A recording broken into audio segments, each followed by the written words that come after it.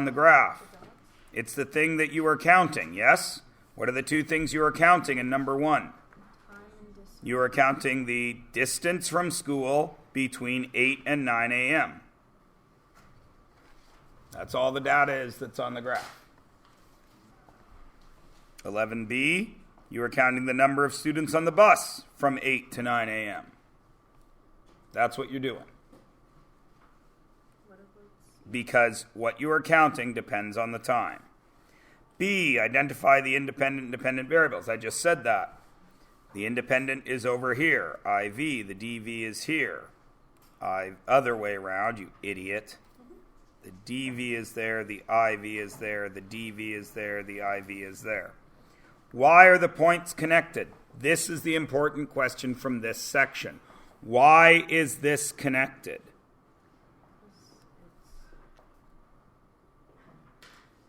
Joseph. It's continuous data. The bus is always at every zeptosecond of every day. And a zeptosecond, in case anyone cares, is 1 times 10 to the negative 21 of a second. So something like 1 non-millionth of a second. Every possible input of time, the bus is a distance from the school. Okay? That is why it is continuous. Why are the dots on here not continuous? It's discrete because between 8 and 8:15, there's no picking up of students. So at 8 a.m., there's 2 kids that get on the bus at the first stop. Then it drives until 8:15, where another 6 kids get on. There is no output between 8 and 8:15. Does everybody understand that? And even if there were output, even if kids were getting on the bus every minute of that time, they wouldn't be getting on continuously, and they don't get on in fractions. Okay? Even if you are a poor person who has had your leg lopped off, you are not 3/4 of a person. You are still a whole person. A decimal of a person cannot get on the bus. Okay? Okay. Oh, and why are the points connected on one graph and not the other? Oh, that's what we just talked about. Everybody good? Yeah. Any other questions from 160 to 62? 12. Conveniently right where we are working. Why are the points on the graph connected? Same thing we just said. At every speed, there is a distance of the skid for the whole thing. Estimate the domain and range. Well, what's the domain? Where does it live? The x or the y-axis? The x-axis. So the domain is speed. And it is 40 less than or equal to 120. The range looks to be around 20 up to a little bit more than 140.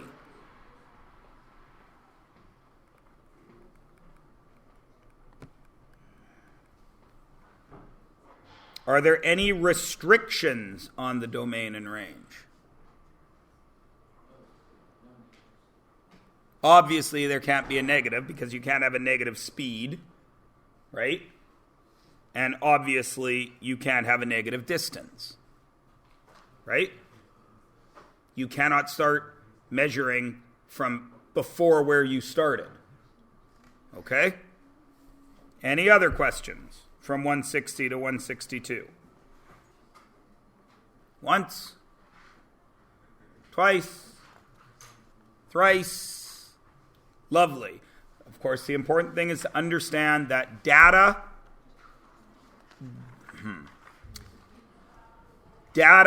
can be continuous or discrete, and then a relation can be continuous or discrete, right? We talked about that yesterday, the difference. I always have a height. But if I only measure my height every year, then that relationship becomes discrete. Understand? All right. So, on page 164-ish, 65, I have asked you to draw me a graph. By now, you should be able to draw that graph super quickly. Just sketch it. Go.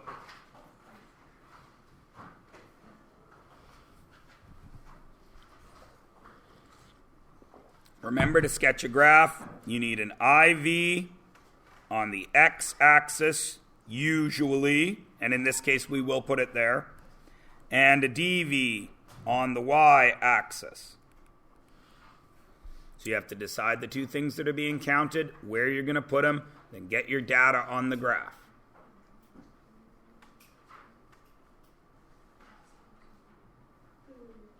Remember, as always, I suggest doing this in pencil in case you make an error. Not that any of you will.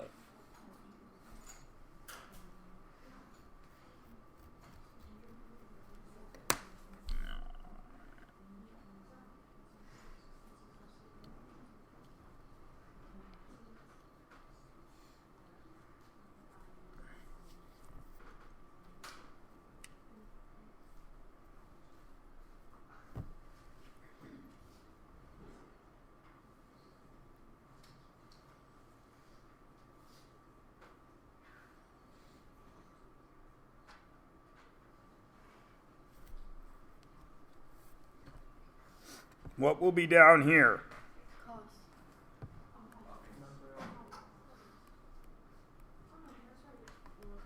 Pizza toppings.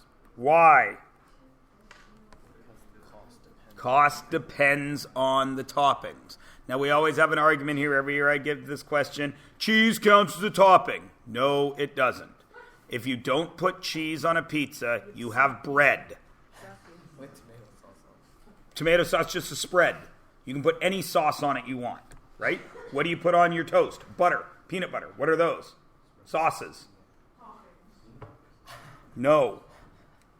All right. So, 1, 2, 3, 4, 5, 6. Anything more than 6, why are you getting a pizza? Right? Honestly, anything more than 6, what are you doing? It's just going to be a big, sloppy, soggy mess. Don't do it. And because anchovies are one of the most delicious things you will ever put in your mouth. People don't know that. People think they're going to be gross because you ask, what's an anchovy? Oh, it's a little salty fish. They're delicious. No, trust me. Have you ever had Caesar salad? Guess what the dressing's made of? Yeah. Yeah.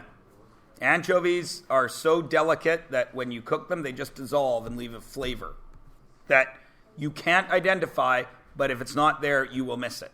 It's kind of like my kids. I hate onions. So for a while, I stopped cooking anything with onions. And all my kids were like, Dad, your food doesn't taste as good anymore. I know, you told me you hate onions, so I stopped putting them in and everything. What? We eat onions every single meal. But we hate onions. No, you don't. Somebody else told you hate onions. So you hate onions. Just like somebody else told you to be afraid of clowns. So now everyone's afraid of clowns. Yeah. What goes here? Cost. Well, I would make this one 12. And then I would go up in 150 jumps. Just for ease of graphing use. If I put 0 toppings on the pizza, how much does the pizza cost me? $12. Open or closed dot? Closed, of course, because I can actually buy a $12 pizza. Right? If I put 1 topping on it, I pay $13.50. If I pay 2 toppings on it, I pay $15. 3 toppings, $16.50. 4 toppings, $18, and I'm not going any further than that. Do I connect the line? No. This is discrete data. Why? I cannot put on half a topping. If I could, then I would go up at 0.5 and I would pay slightly more than 12. I do not. I pay 12 or I pay $13.50. Does everyone understand? Now, this is where somebody always says, you can get half a topping on a pizza. It says so right in the website when you go to Papa John's. You just click half. They still charge you for a whole topping. They just put it on half the pizza. So you actually pay more and get less. Kind of like when you buy those mini Coke cans because they look cute. And everybody's like, oh, I love those little Coke cans. Ah, they're 99 cents. Ah. So is a big Coke can. You're paying the same amount for 2/3 of the product. Coke loves it. It's the best deal they've ever done. Look at these idiots. We'll give them less product and charge them more, and these morons will buy it. Why? Because they look sexy. Every single one I've used drank one of those mini Coke cans. Yeah. Exactly. 7-Up and the Exactly. Yeah. All right, so we're all good, yeah? Yeah. All right, now, you already know what I'm about to talk about. You do. What do you notice about every change on the graph? When this is 1, what's this? 1.5. When this is what? 1, because I went one more. How far do I go up? 1.5. What's this? 1. What's this? 1.5. What's this? 1. What's this? 1.5. Because I always go right 1 and up 1.5, it creates a pattern which creates, if it was continuous, a straight line. That line is a linear relation. Because the rate of change is constant. We've already talked about rate of change. Remember when we were doing the speed of dumping the water out and all that? So saying that you can continuously get Yes. toppings. Well, eventually there's a restriction on this. The toppings can't go up to infinity. Every pizza place has a certain amount of toppings they'll put on. Yeah. Everybody understand? So, a linear relation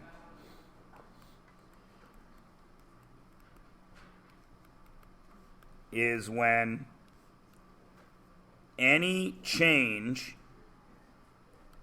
to the IV results in a change to the DV that repeats. And that's key. So, remember the thing we did with the car yesterday? Remember the graph we made for the car rental? Is that a linear relation? No, because it changed at the third day. We went over 1 and we went up 30 instead of 65. So that's not a linear relation. This is. Now, the mistake you are all going to make is what I'm about to write here. Linear relation, these can be discrete, like this, or continuous. What would be the difference? The continuous would be connected. It doesn't need to have the line to be a linear relation. Is everybody good? It's not the line that makes it a linear relation. It's the staircase pattern. Okay? Now, all of you should already know that from the 9th grade. This should be not news to anyone. Everything we're going to do today should have been covered in the 9th grade. All right. That is one way to show a linear relation with a graph. Where is another way on the screen right now to show a linear relation? On the screen right now. The graph is one way. No. The graph is one way. Forget about the graph. Look on the screen right now. Tell me a second way to describe a linear relation.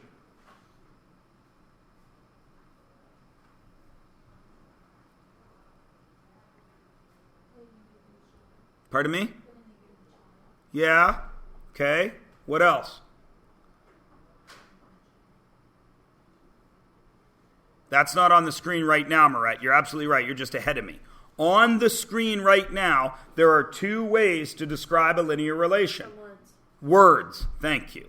A linear relation can also be described in words, which is done right here. That's how you were able to make the graph. Now, Moret has given us this third one on a chart. I call this a table of values because that's what it's called. A great many of you have had teachers that have called them T-charts, right? A T-chart is the IV and the DV.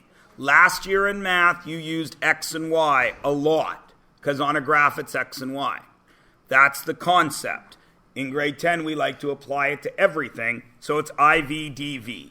Everyone cool? What is the first IV from our relation? 0. What is the DV? No. 12.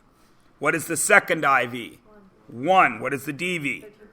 13.5. Third one, 2. 15. 3. 16.5. 4. 18. Is everybody cool? That shows a linear relation. Why? When my IV goes up by 1, my DV goes up by 1.5. And it continues. Since it continues, we know it's a linear relation. Now, here is the problem that you guys don't get. If I put 6 there, what will this be? 21. Because at this time, I did 2 jumps of 1, so I must over here do 2 jumps of 1.5. Does everyone understand? Okay. If I erased this one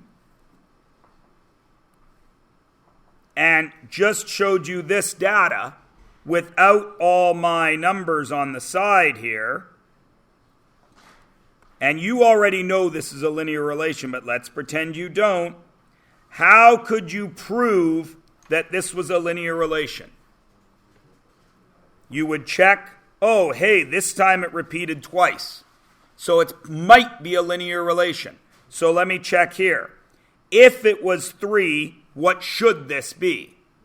16.5 and then 4, 1.5. It is a linear relation. Is everybody good? Excellent. Now, that's the third way. The fourth way is with an equation. And the equation is always in this form. The dV equals the IV with some math. Always. Okay? So, let's look at the situation. What's happening with my dV every time? It's going up by 1.5. Agreed? Okay. So, if my dV is the resulting thing, right? Then there's some math that's going to happen to my IV, right? Okay. What do you notice about the 1.5? It's repeating. And what math is repeating, Zach? No. Addition. Do we have a shortcut for repeated addition? What is it? Multiplication. So what am I doing with all these 1.5s? I'm adding 1.5, adding 1.5, adding 1.5, adding 1.5. What would you say if I was adding 3? You would add 3, add 3, add 3. What's the shortcut? Times 3, right? So this 1.5 is multiplying by my IV, isn't it? All right. So that's the first bit of math. We have our IV and we're multiplying it by 1.5. Does everyone agree? Okay.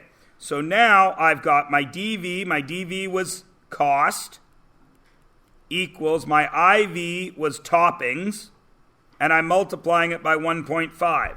Everybody agrees? Because I'm adding 1.5 over and over and over again, yes? Now let's check. When I have 0 toppings, what would go in for T? 0. What's 1.5 times 0? 0. But I need my cost to be 12. So I need some more math here. I need to add 12. And there is my equation. C equals 1.5T plus 12. Does everyone get it? I'm going to show you another way to do it right now as well. Because sometimes kids don't get that. IV, DV, 0, 12. Everybody cool? All right. So when I get one topping, am I going to pay that original $12? Yes. But I'm going to pay more than that, aren't I? What am I adding to that? Plus 1.5. Agreed? How many times do I pay that 1.5? Once. Once. Everyone cool? If I get a second topping, do I pay that 12? Yes.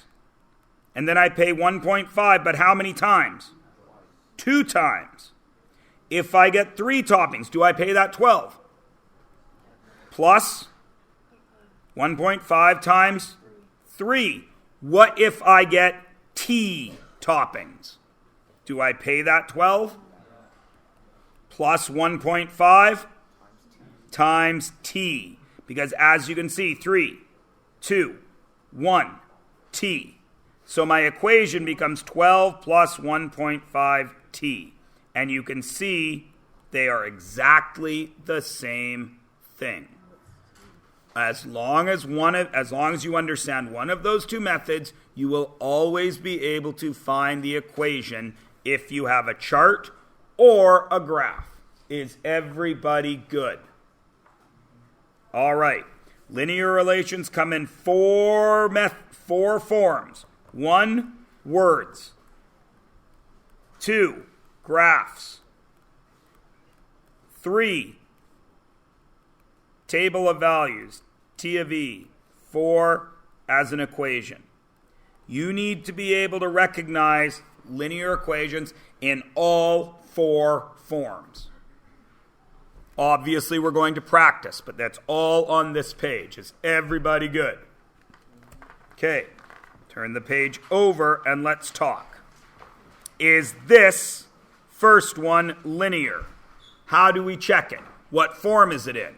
It's a chart, right? So all we got to do is check, are the changes constant? Yes. How much did I go up by here?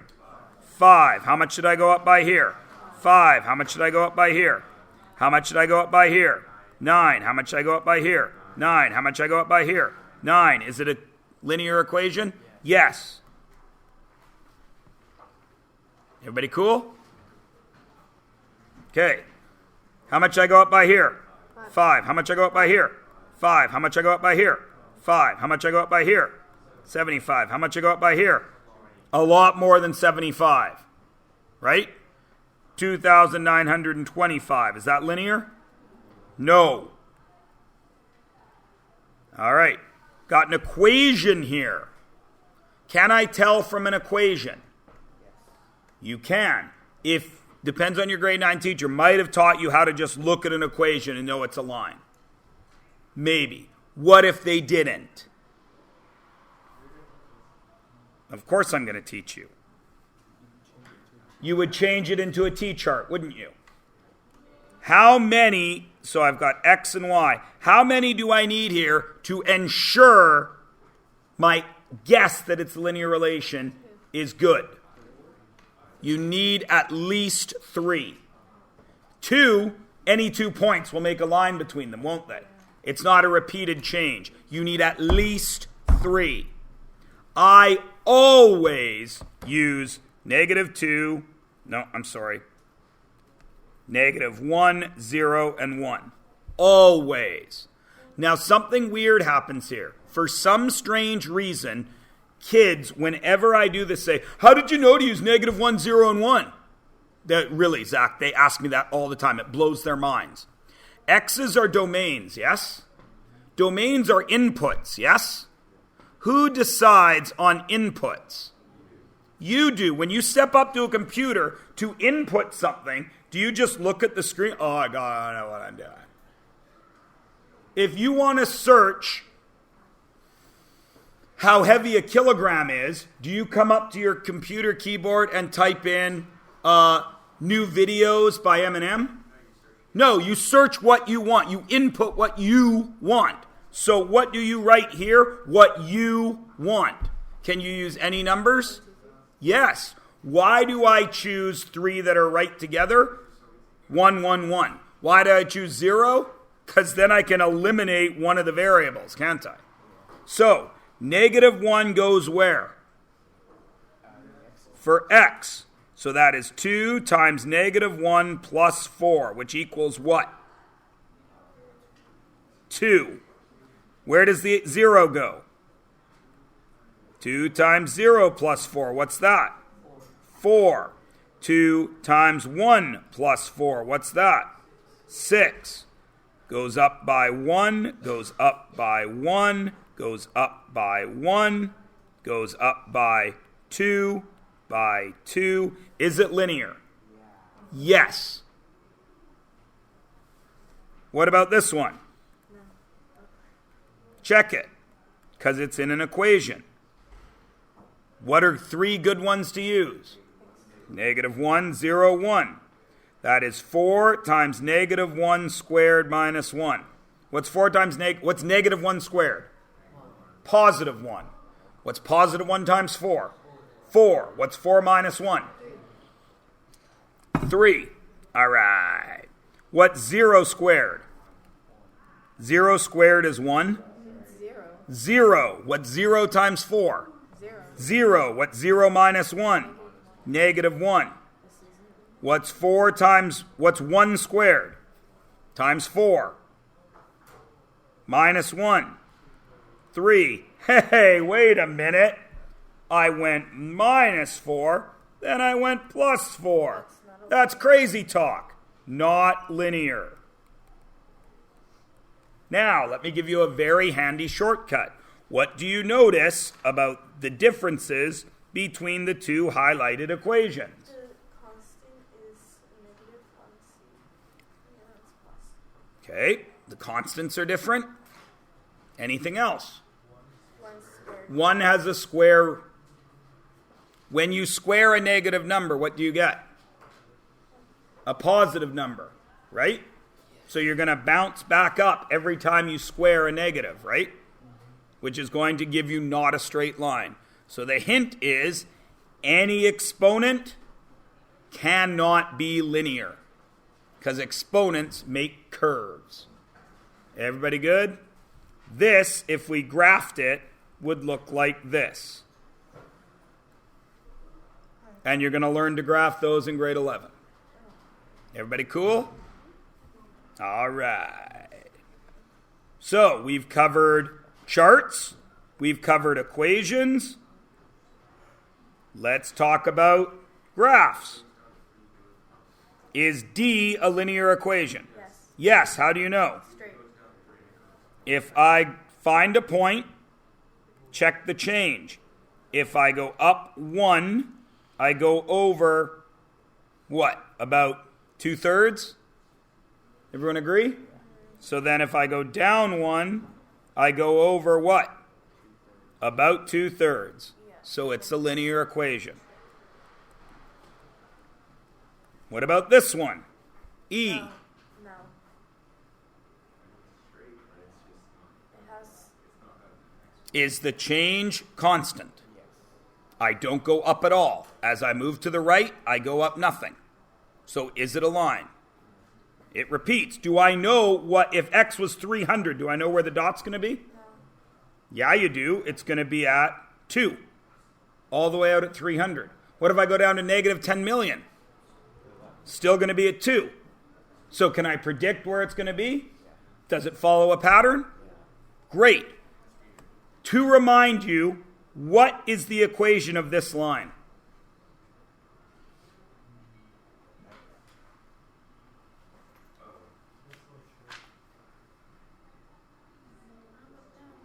Yeah, you do. 2. Okay, let's make a chart then and see if we can figure it out.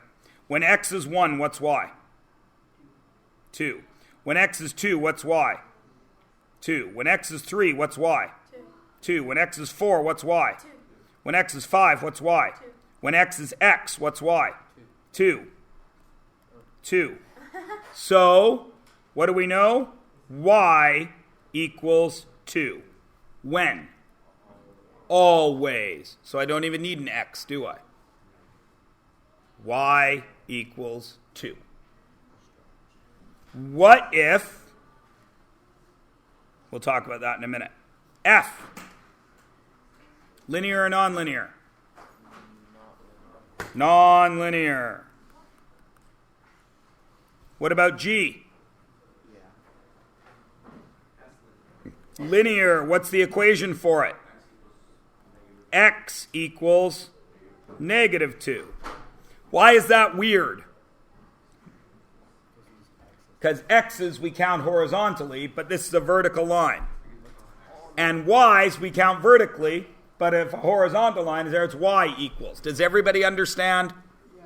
Why?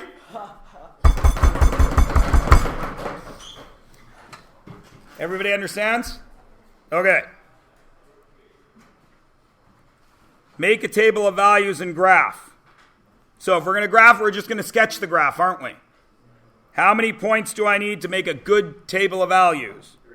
3. What should I use? -1, 0, and 1.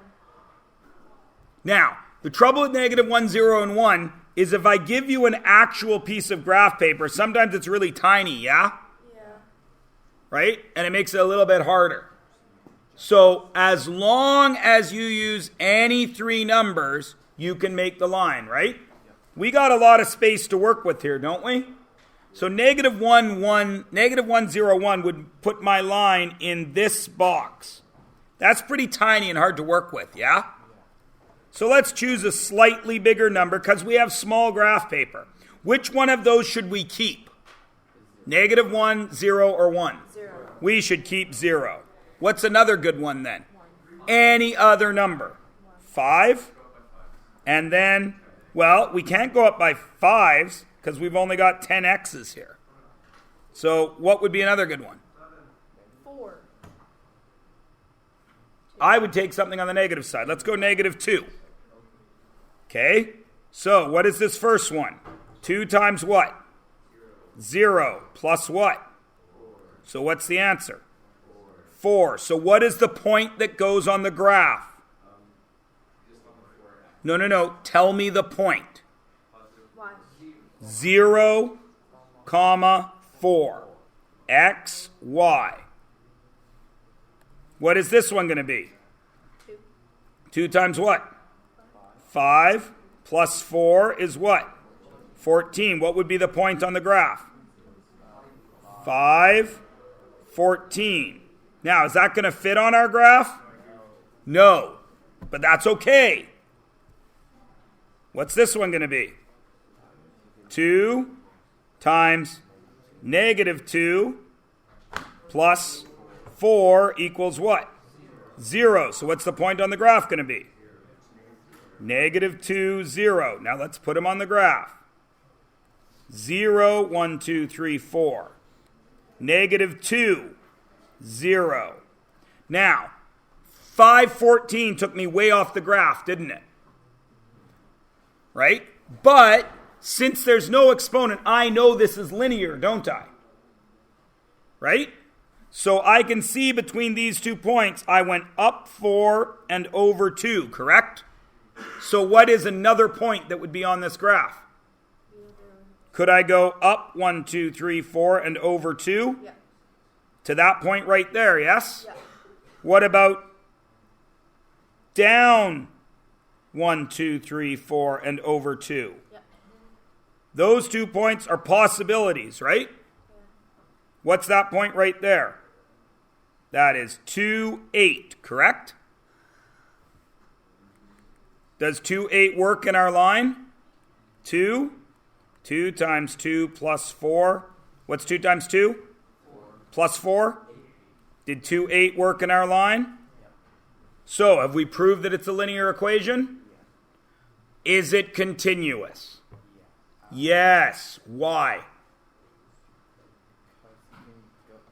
I can put any x value in there and get a y value. Can I always, no matter what I put in for x, multiply it by 2? And then add 4? And I'll get a y value, won't I? So if it's continuous, what do I need to do with all these dots? Connect them.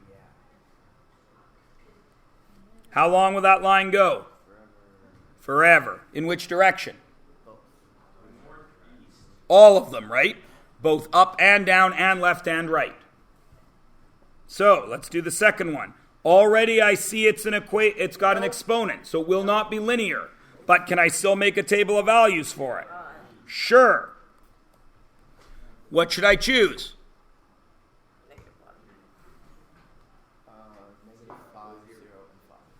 -5 squared? It's going to be a pretty big number.